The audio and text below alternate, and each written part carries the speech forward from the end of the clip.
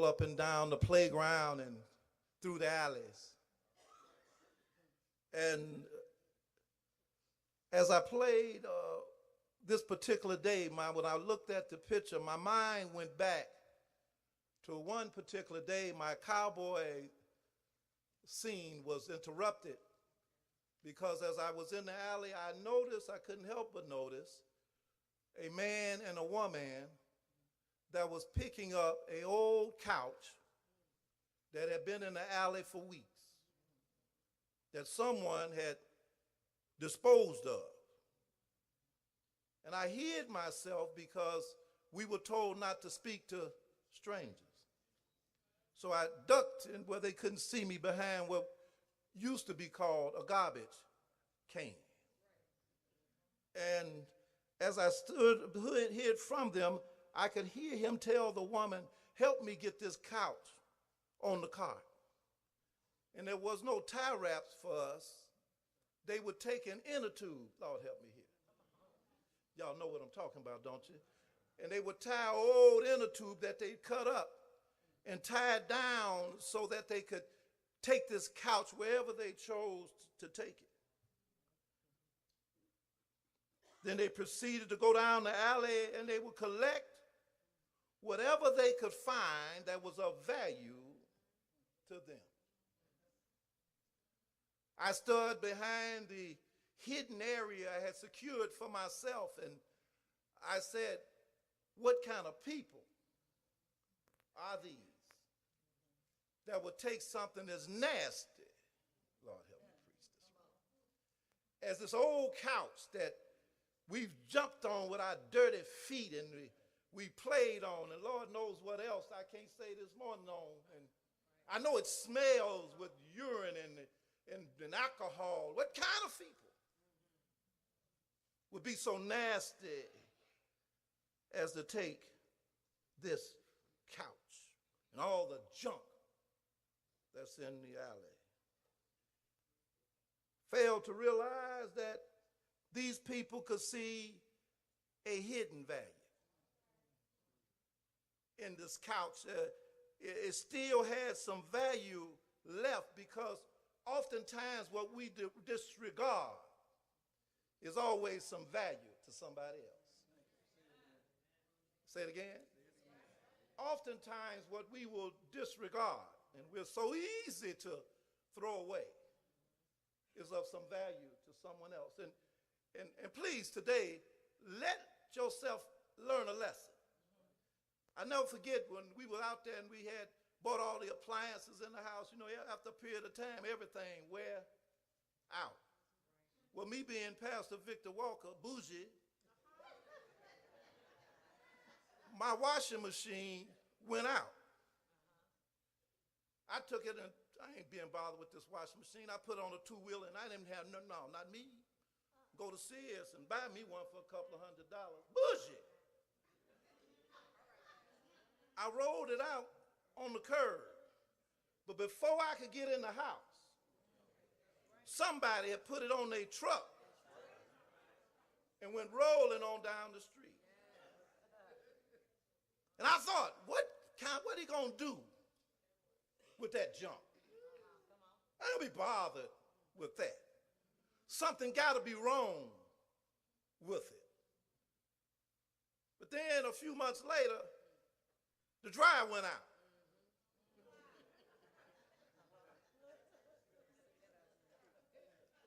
I pictured that car going down the street with that washing machine in back of it. I thought, now you better Google this time. That's a true story. And I Googled, bought some wrong parts, bought the wrong part, but I got it all tore up now. I'm going to fix this dryer. Neighbor came and he helped me and fixed that dryer. Went up there and told Sister Walker, you can use your dryer, and I stuck my chest out.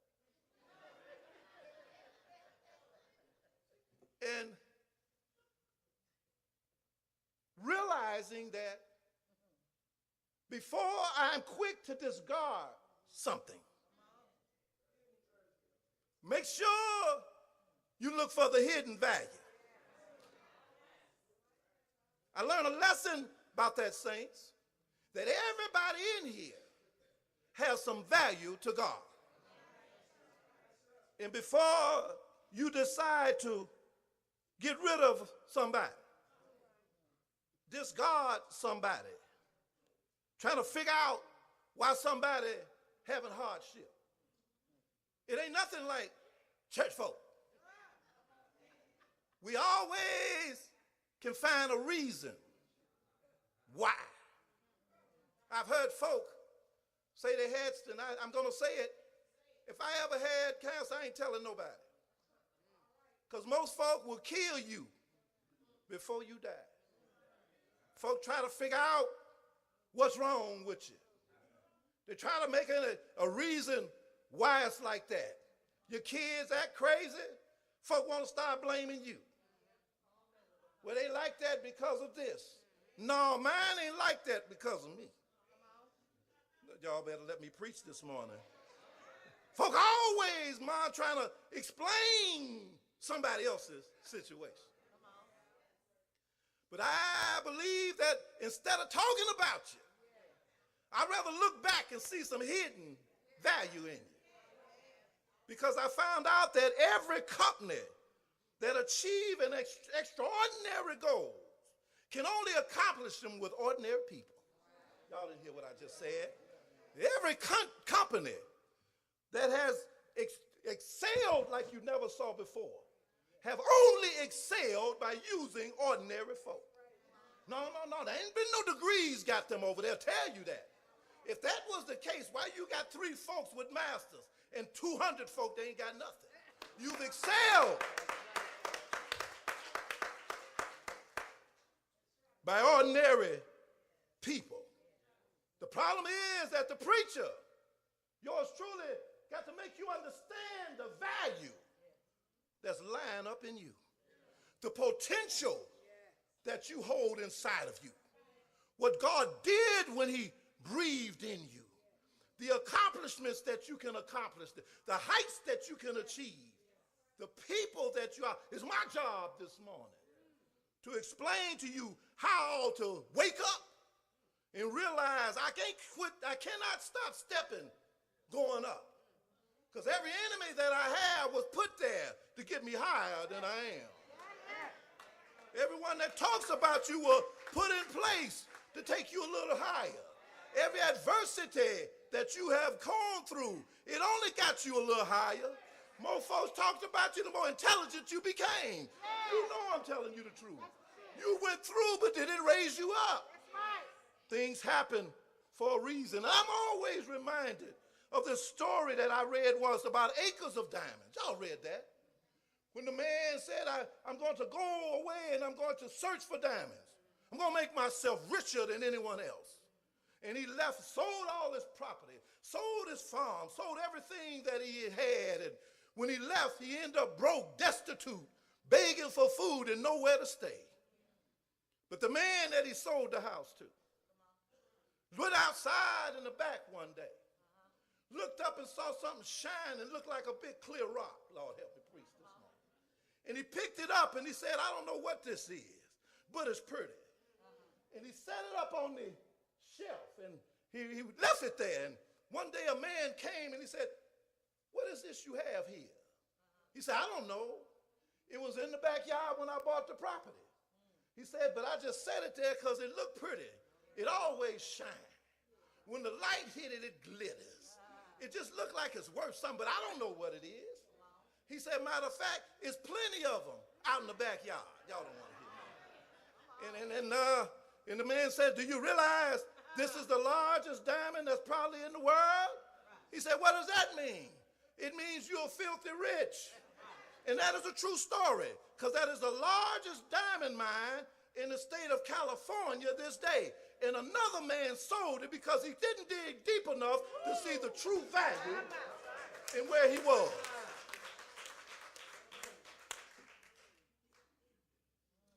You have to begin where you are. You don't have to look any further for what God has for you. He proved that through Abraham when he told Abraham, look from the place where you are. But the problem I found out that we have, my brothers and sisters, is that oftentimes we have a problem in church. We have a problem as a people. We have a problem that I like my sister Joyce Meyer says, we have a problem with approval. We have an approval addiction.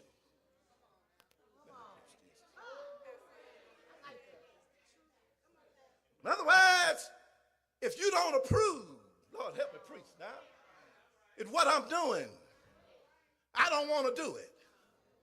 You can't feel confident in yourself unless somebody gives you their stamp of approval. Most folks have lost great wealth because we feel that somebody has to approve what I'm doing.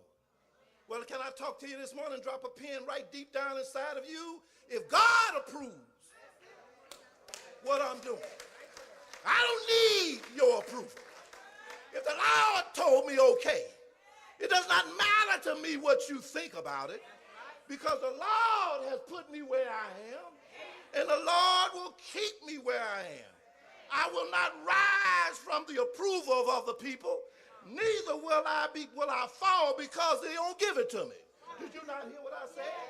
I do not rise because of your approval, neither will I fall down because of the lack of your approval. If you give it, fine. Baby, if you don't give it, that's just as fine too.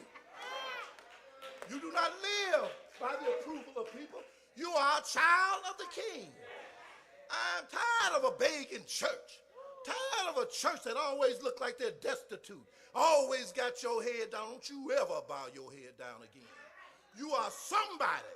And if this month that you call Afro-American History Month don't tell you nothing, you won't learn nothing through the rest of the year. God has a diamond mine up in you. And too many of us have an approval addiction. The pastor said he don't approve of it. Check it out if he's a good pastor. I've seen some that are jealous of folk. If pastor is jealous of you, you in the wrong house. You ought to get up and walk out of here now. If I don't want to see you blessed, and you think something of my approval, and my approval is to hold you down, then I need to quit preaching in front of you. Because I got to see you excel, else I waste my years, and there's 20 of them. You have got to become the pastors you're called to be. You have got to be the preachers you're called to be. Your families have got to excel. I pray too hard for God to fail. Let me tell you something. For those of you that get on the phone when I get through preaching. And not just for you. I prayed the same prayer for everyone that has left this church. That is the only way I can maintain my anointed power, is that I pray for those that are here and pray for those that are on the history of this people.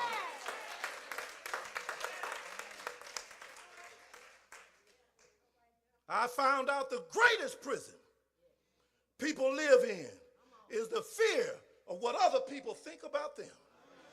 Did y'all hear what I said? The greatest prison most of us live in is the fear of thinking what somebody think about us. Got you locked up where you cannot go forward because you fear what someone else thinks. That tells me something about your relationship with your God. Because if you know God like you ought to know God, I'm not worried about what you think about me long as I'm not doing something to you.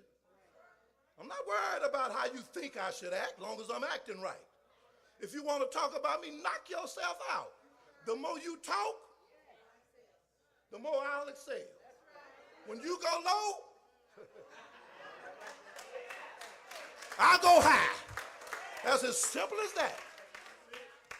When you, brothers and sisters, now I'm coming back to my text. Don't think I done left my subject. When you are not watchful, you will begin to trade in your authenticity. This is what I'm telling you. for somebody else's approval. You will trade in your authenticity. You know what I'm talking about. Authenticity. For someone else's approval. You are authentic. Nobody in here looks like you. I don't care if you think you are. You're not the only ugly one in here. Nobody in here got teeth like you. Nobody in here got your fingerprint. You're authentic. You are something different. Y'all don't even know what I'm talking about. Help me, Holy Ghost. In the book of Psalms 139:14, he says, I will praise thee, for I am fearfully and wonderfully made. Marvelous are thy works, and that my soul knoweth right well. I don't know about you, but when I read that, I ain't got time to take what he made special to deal with a junk mind. If you don't think that I'm supposed to be something, that's your business. The Bible tells me I am fearfully, which means that I'm carefully put together. I'm wonderfully. That means that it's something done that man can't do. And I'm made by my Savior. That's why I got a problem, brothers and sisters. When you mistreat a sister because you want your kicks off, I got a problem, sister. When you will let a man touch and treat you any kind of way, when you are fearfully and wonderfully made, something is wrong with that filter. If you want to hug me, you better be able to hug my God. If you want to kiss me, you better be kissing my God. If you want to shack up with me, you better shack up with my God. I got a problem with this.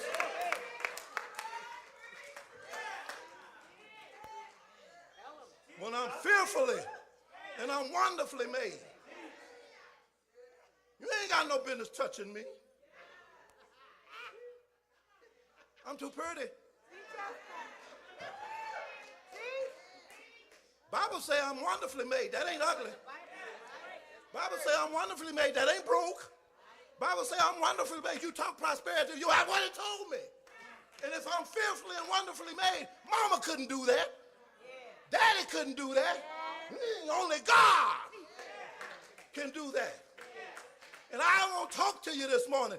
And when God did it, the Bible say he looked at it.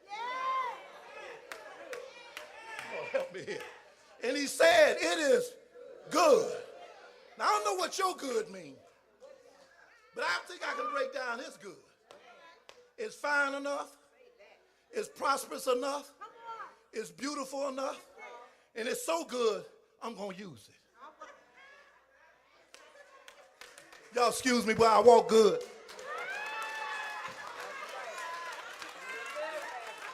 That all right?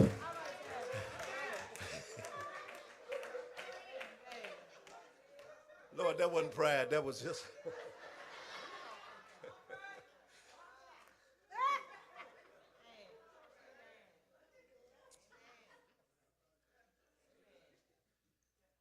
The greatest prison is looking for people to approve you when God has already called you. And you know, this approval addiction is no different than one of those Gallup polls that they find out when, look how they doing Trump, they say his numbers are down. And I began to say, how do they know what everybody's thinking? They have a system of asking. And people, whether you want to believe it or not, respond to more foolishness than they ever will anything that make common sense. And they love to say, check this if you're against them. I guarantee you everybody put no or yes. They check a box. And so a Gallup poll will tell you where the favor really lies. Oh, y'all don't want me to preach this morning. But God does not have to take a Gallup poll. Matter of fact, David said it, didn't it? God, you don't need a Gallup poll because you know my thoughts. from afar off. You know my uprising and you know my downsetting. No, you don't need to call nobody and ask them about Victor Walker. You know all about that. You don't need to call. And you ain't got to ask nobody about you because God don't need no invitation to find out your business. Guess what? We're naked before the Lord. But here in the text today, we see the disciples walking with Jesus. And as they walk with him, he does what he does. He stops. See, I know another blind man that was crying on the road to Jericho. I believe they called him blind Bartimaeus. And he cried out, and folks tried to shut him up. Tell your neighbor, don't bust with me. Don't try and shut me up. And because he threw off his garment after Jesus commanded that they bring him to him. See, somebody sitting next to you that think you're crazy might be the one to walk you up to the altar today. And he commanded that they bring him to him. Now, this ain't on my paper here, but it's in my heart. Is that all right? And what happened when they brought it to him, he asked the question, can I ask you today? He said, what is it that thou want me to do? Isn't it somehow God already know what you want? He know what you need. But to get it, you gotta. There we go. And he said that I might receive my sight. Is that right? And he touched him and he received his sight. But this is a case where Jesus is walking by. And this man cries out to him. Today, the text tells us he was walking by and he noticed.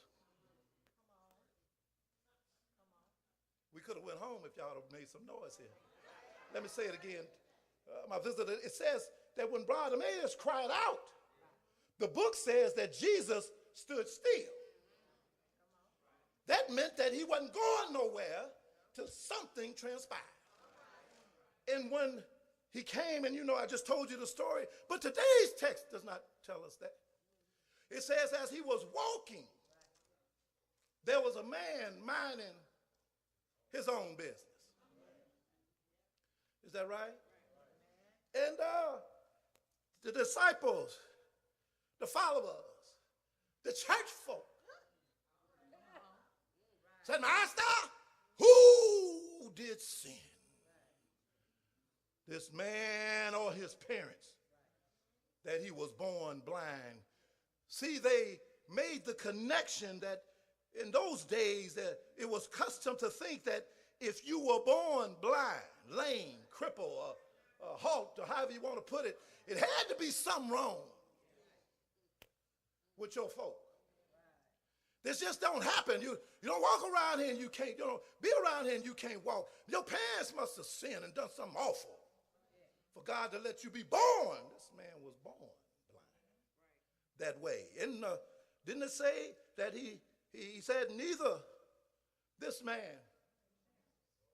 nor his parents have sinned, but that the Son of Man might be what? Glorified. In other words, that the works of God might be displayed in him. Somebody, I'm talking to somebody. You stay with me because I'm talking to you. In other words, what you've gone through wasn't because of you, your parents, your uncle, your grandmama. If God kept you to get up in here this morning, it was all because he's choosing to be glorified. And to be glorified in you as you come out of your mess. Praise the Lord. And I'm going to tell you, you can tell if you're in it because you're blind to the good things that God has for you. And God cannot bless you, me, or anyone else in mess. But he keeps the blessing here till you realize this morning I'm coming out of this mess. In other words, when I go home, you got to get off my couch. Y'all don't hear me. I thought I had somebody wanting me to preach this morning. In other words, when I get back here, I'm going to be focused on the things God got for me and what the Lord has promised me. God didn't take them back. He ain't giving your stuff, like the people say, to somebody else. What God has for you is for you. And oftentimes we are so hungry for God, and the very person that's sitting right next to us, trying to figure out why we come in here crying every Sunday. Who did sin? They always look like they got their head down. They don't never look happy at all. Something, talk to me, mother. Something is wrong with them. Oh, I feel so bad for them. You don't know if they're crying because of circumstances or if they're crying because of blessings. Just because somebody don't tell you everything they're doing, don't take for granted that you can make an assumption, that you have an idea why I'm going through. Matter of fact, if you spend more time with the mote in your eye, you ain't got to worry about the beam that's in mine. Just because it's a beam, help me, Lord, don't mean it ain't a blessed beam. It's just a beam. You don't know if the beam is blessing me or cursing me. But it's one thing you better know, the mote in your eye. And otherwise, I just said nicely as I could, mind your own business.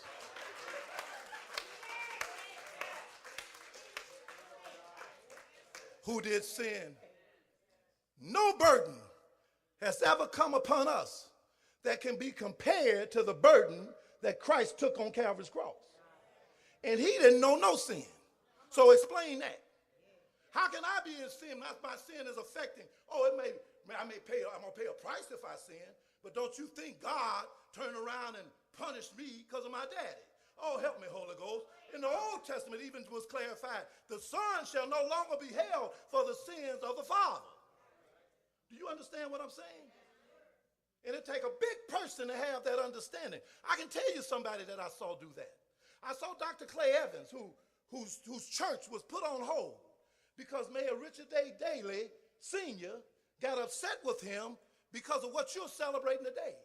He brought Dr. Martin Luther King here in 1965 and took them to march in 1966 on Marquette Park. See, y'all don't know your own history. So quit digging in Trump's business and learn your business. And any time that you know your history, you don't make the same mistake. I'm tired of black church. I want a prosperous church. I want a church that woke up because of the history that all these folks died for in the South. And here we are up here shouting and broke and unhappy. Can't even stand the person you sitting next to. Quit that monkey jump and start rising above who you are. We're supposed to be somebody. Hold me down, Holy Ghost, hold me down. And brought him here. In that church, some folk here know I'm right, stayed as a skeleton with beams, iron beams up there that they in right today. And you drive by and us. I'd rather quit passing than pass the crippled church. I'm not going to do it. Us. Listen to what we were saying. See, that's what happened. We got it made here. Because we got good city jobs. You ain't talking about Pops. You know all they could get, Carol. They had to be on the back of the garbage truck. She'll tell you, your father was one of them. They couldn't drive it. They had to be on the back of it. Somebody talk to me. Clay Evans thought enough to stand for Chicago when Chicago wouldn't stand with him. And brought him here. That church was a skeleton for years. For years. I didn't see nobody marching down there because of that. For years. And when it finally, the old Daley, before he died, stopped it, they finished building Fellowship Missionary Baptist Church. Am I right, Mom? They finished building that church. Years later, Dr. Evans was put in a pickle. He had a brother running for mayor in his church, black brother. And he had Richard M. Daley Jr. Y'all don't want me to preach today. I thought y'all wanted Black History Month. Preached, he was running beside him. And Dr. Evans backed Richard Daley. And they crucified him again. Because you want to follow your feelings. He chose to choose what he knew was going to win and get some black folks some jobs. Tell me that y'all don't know what I'm talking about. And they said, why do you do this thing? Talking about a man of God. He took the podium and he said, I'm going to say one thing. You cannot hold the Son for the sins of the Father. I never forget it. I never forget it. If we had more of him and Dr. Brady, Bishop Brazier, and these kind of warriors, oh man. Remember Mingo and all them people? Y'all don't know who I'm talking about. We had them. Wouldn't be none of this mess you got going on in Chicago. You ain't got to call no FBI. They shut that down.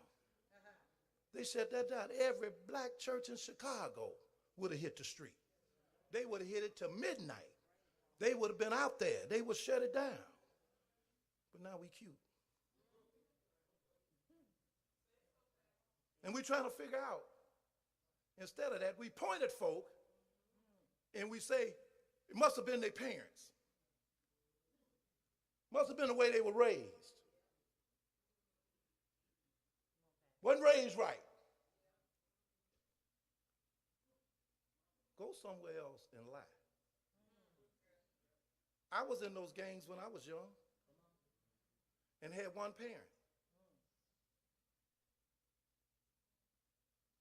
But I heard a church one day. On 66, I was invited to come on 66 in Union to the YMCA. But the lady that invited us, I didn't want to go in there because they was shouting and praising God. I never saw nothing like this. So I didn't want to go in there. And I just listened outside the door. See, some of you are like this, so let me explain what you're going through. I was a corner praiser. In other words, I found a corner and hid to praise God. But as years went on, God freed me from where I was. Because some folk just dropped it in your lap then, you know. They tell you about the Lord and they didn't try and press you. They say, just come by. And I used to see the pastor go around in his station wagon. Lord help me. He'd come by the house and he'd pick up my friends and I'd see him in his station wagon. And I'd want to go, but my mama would say, no, you Catholic. You can't go. And I follow another little friend up to the 63rd where they had the church on a show, and I see them folks dancing up and down there. I wanted to dance. I wanted to praise God. But I had to go home because they would look at me funny because I'd get there, I'd freeze because I got too many people in my head. See, I want my mother to approve of where I pray. I want my friends to approve where I'm going to praise. And see, I was addicted to other folks' approval, and I had to have that approval. But see, when God is working on you and he sends people on your behalf to teach you, God knows what he's doing. Do you believe that? God, how many believe God knows what he's doing? He got somebody in your life. Amen. He has somebody in your life. I know God was working with me back then. Because, see, I can sit here every Sunday morning and preach, and I can see the same lady who was talking to me, daughter, play this piano. Y'all didn't even catch that. Y'all didn't even catch that. Sharon Jones' mother was the lady. it was Sharon Jones' church, am I right? In the YMCA, that me and Carol's brother, who worked with her mother. In other words, she didn't look at me and say, what's wrong with him? Did his mama sin or did he sin? Why is this boy so bad and so careless? What is wrong with him? No, my mama didn't sin. It was that God might be made manifest in my life. And I thank God because God has been good to me. And he's good to you. And you're waiting on somebody to tell you that they approve of you being here today. You're waiting on somebody to tell that you look good. Let me tell you something. You don't need their approval. You need the approval of the King. You need to know that God is on your side. If don't nobody else be on your side, know that God approve of my praise. God approve of my worship. God approve the way I sing. And if nothing else, you ought to be like this potato in my hand. This potato ain't nothing but a potato, but it's got some hidden value up in it. I can make me some French fries. I can make me some, oh, y'all don't hear me. I can make me some hash browns. I can make me some curl fries. And I don't know about you, but in the old days, they take the rind and they make some corn. Lord help me. Y'all don't hear me. It got so much value that I started looking at this potato the other night. And the more I look at it, I start thinking about how many dishes she gonna make with this one potato. This potato look like a potato, but it's got hidden value, I tell you. It's got something in it that will send me a long place that I've never been before. I can take this potato and make me some mashed potatoes. I can use this potato in whatever way I see fit because this potato has hidden value. You see a potato, but there's something in this potato. Y'all know what I'm saying? And if it was a sweet potato, I can make you some sweet potato. You can get potato soup out of this potato. Somebody hear what I'm talking about? And you might be sitting here. You look just like this potato. You look like something everybody got to approve of. You look like something that ain't going to work out.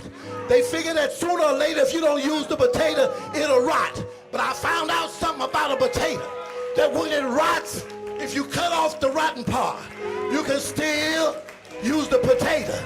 And I've come to tell you this morning, Sister Shirley, that this potato is like we are in church. This potato ain't waiting for your approval. It's just there for you to use it. In whatever capacity you may find, you got to understand you are a child of the King. Just like this potato. Just like this potato. I think I'm going to get me some hash brown. Lord, might make me some cube potato. I can cut all kind of fries. Maybe I want some curly fries. Maybe I want some French fries. I don't know. Maybe I want some cube fries. I might not want none of them. Just cut me some sliced potatoes. Don't fry them. I'd rather you bake them. If you don't bake them, can you just steam them? It don't look like it's no good. It look like I should throw it away. It got a mark here. It got a mark there.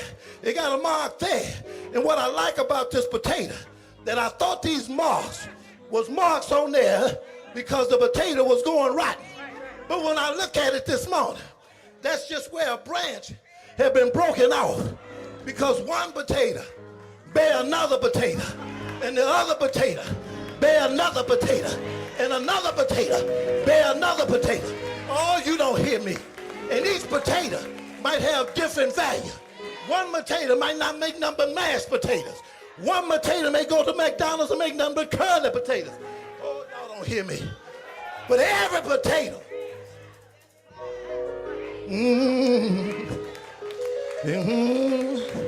got some hidden value, I tell you. You got some hidden value, I tell you. Somebody said, who did sin? Did you sin or did your mama sin? You can't control your mama, couldn't control your daddy. But I want to tell you this morning, whatever they did was on them. If I had advised you to walk in your newness of life, don't let nobody hold you back. Don't let nobody put you down. I come to tell you this potato is going somewhere.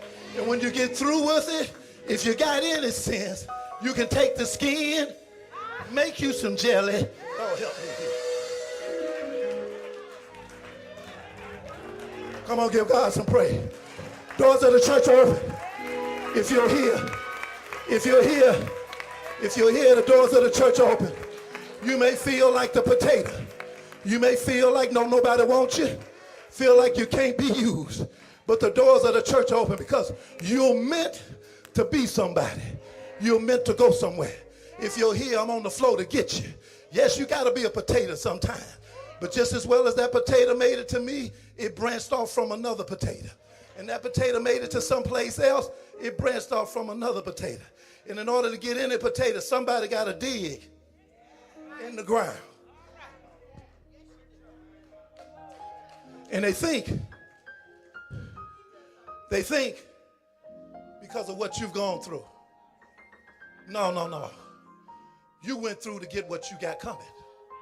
And I come to tell somebody today, what's to come is here. And it is better than what's been. Don't sit down this morning. If you're without a pastor, you know you need a pastor because I need members. That's because God called me for this. But I come to tell you this morning, don't be a potato that's just not used, put away to rot. The potato is one vegetable that takes almost 6 months before he can be even thought of being no good. A tomato, a few weeks. A banana, a few days.